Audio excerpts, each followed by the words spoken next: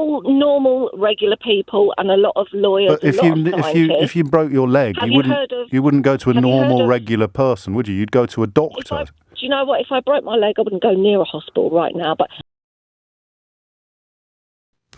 all right, so in this video, and especially in light of the damning COVID report that's just dropped, we're going to look back at a shocking call that perfectly captured the anti-science confusion that the government's own incompetence at the time helped to create. It shows exactly how people end up believing the unbelievable. If you want to see more videos like this, hit the like and subscribe buttons, and don't forget to ring the notification bell so you never miss a video. Now let's watch this together, and then I'll give you my thoughts at the end.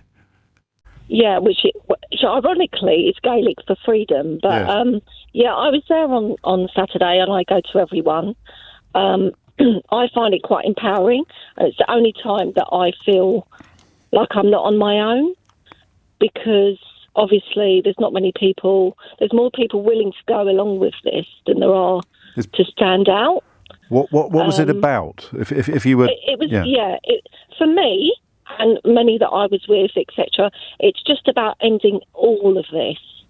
We have to just live with this. Let's get rid of the masks. Let's stop the lockdowns. Let's open our businesses. No jabs. That's like, oh God. It's just. And where do you get? What are your main sources of information, Saoirse?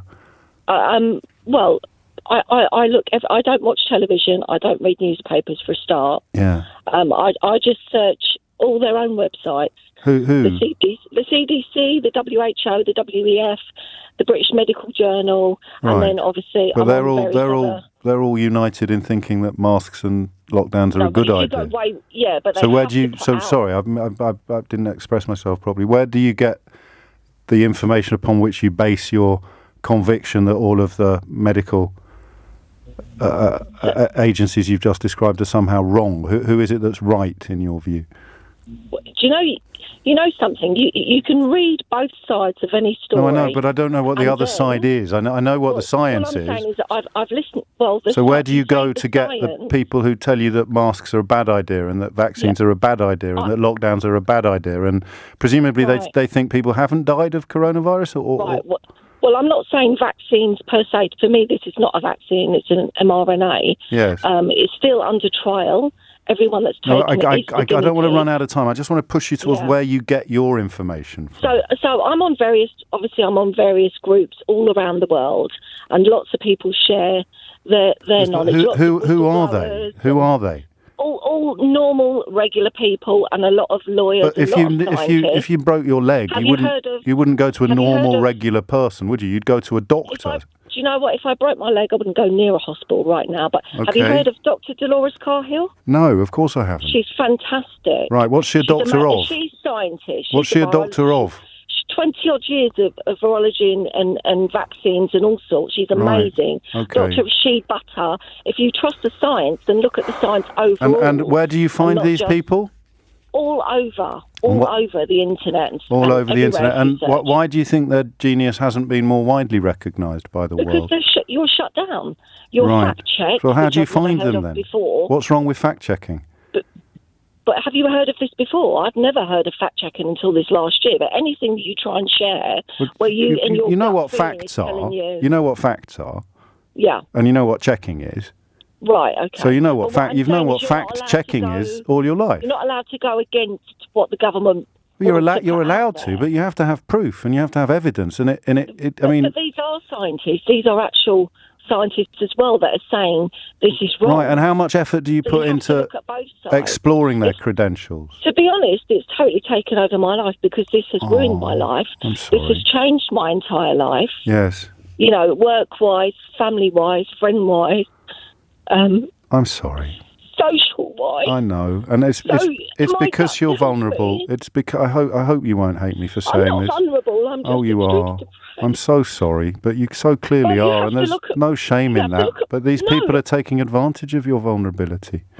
No, not these people. The girls. But you just said if you broke your leg, you wouldn't go to a hospital. No, I wouldn't. No, I wouldn't go to a hospital. That's so silly. The first thing they do is say. No, the first thing they do is say, "How did you break your leg?" No, do you know what? I promise you. Just trust me on this, will you, please?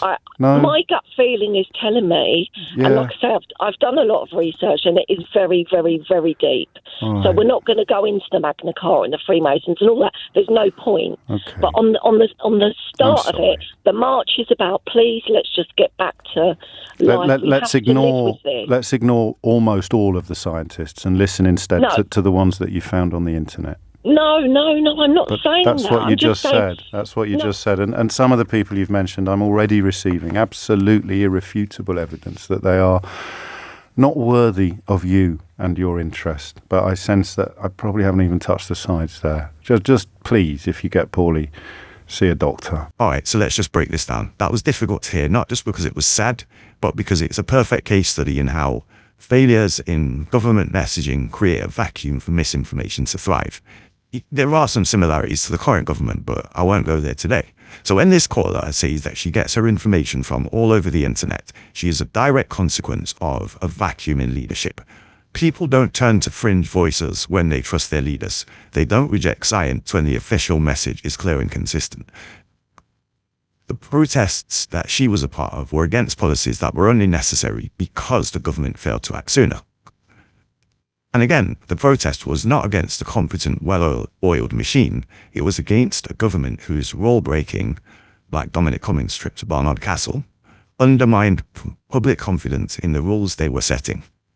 The tragedy is, she identified the right villain, a failing government, but embraced the wrong solution entirely. And you are seeing the same things now. Social media, for many people, is the unalloyed truth. And we're so far down the rabbit hole, I don't know how this is ever going to sort of come back.